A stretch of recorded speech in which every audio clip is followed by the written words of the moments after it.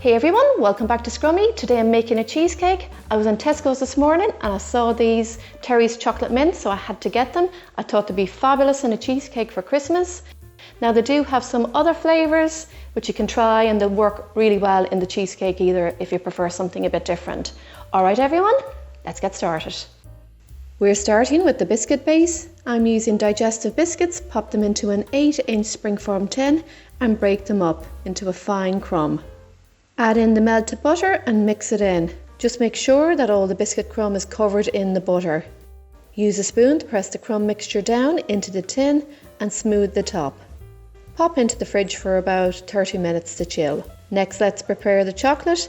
We need 2 Terry's chocolate mint for this cheesecake. If you can't get these, then just use some plain chocolate, and when it's melted, add in 2 teaspoons of peppermint extract. Place over a pan of simmering water, and when the chocolate is fully melted, remove from the heat and allow to cool fully. For the cheesecake filling, mix together full fat cream cheese and icing sugar until soft. I do like to use some mascarpone in my cheesecake filling, so sometimes I use half mascarpone and half full fat cream cheese. I do find you get an even better set if you use these two together. Let's mix in the cool melted chocolate now, as I find there's less chance of the mixture seizing when I do it at this stage. Pour in the room temperature double cream and mix until thick. Just be careful not to overmix. Let's get it into the tin. Smooth the top until it's nice and level. Tap a few times to remove any air bubbles. This will need about 7 hours to chill. I like to leave my cheesecake in the fridge overnight. When it's ready, remove from the tin and place on a serving plate.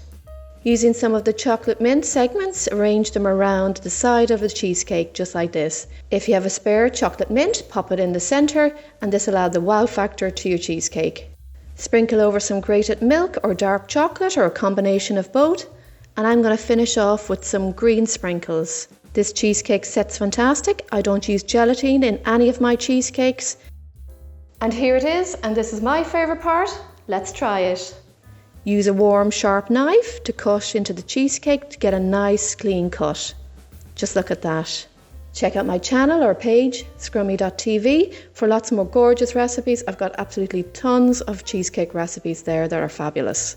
Please subscribe so you don't miss out. And if you could share my videos, that'd be even better too. Happy baking, everyone. Enjoy!